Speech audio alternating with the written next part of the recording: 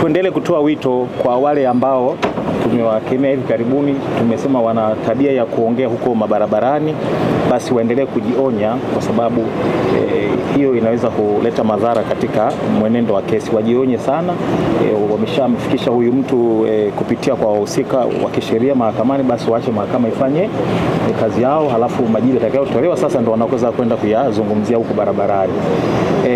Lakini pia tuna report kwamba tulitoa ahadi kwamba tutapigania haki ya umma ya kusikiliza kesi, kwa sababu ingeset a very bad precedent kwa Kiingereza, yani ingetoa misingi mibaya sana kwenda mbeleni, manake ndio ungekuwa sasa ni mtindo. Kwa tuliahidi kwamba tutapigania haki ya wananchi kushiriki kwa mujibu wa sheria ambacho sasa hizi ni maarufu kabisa, kifungu cha 180 kidogo cha kwanza cha sheria ya makosa ya jinai sura 20 inafanya marekebisho mwaka 2022, kifungu ambacho kinatoa haki ya wananchi au umma kushiriki katika mashauri ya jinai.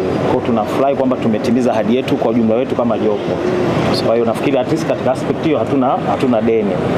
Sasa kunapokuwa na haki kuna responsibility pia. Kwa hiyo watu wetu tunawaomba, kwa sababu masharti ya mahakama ni kwamba wale wanaokuja kuhudhuria wajiconduct properly, yani wajitahidi kuwa na nidhamu. Sasa wasituangushe sisi ambao tumevuja jasho na damu mpaka kufikia uamuzi huu. Watakapohudhuria tarehe 19 waje kwa utulivu, ili wasitoe kisingizio kwa mtu awaye yote kwamba unaona sasa tulikuwa tunakwepa kitu kama hicho. Kwa wajitahidi waje kwa wingi kadri busara nafasi inavyoelekeza, lakini watakapofika basi wajitahidi kubehave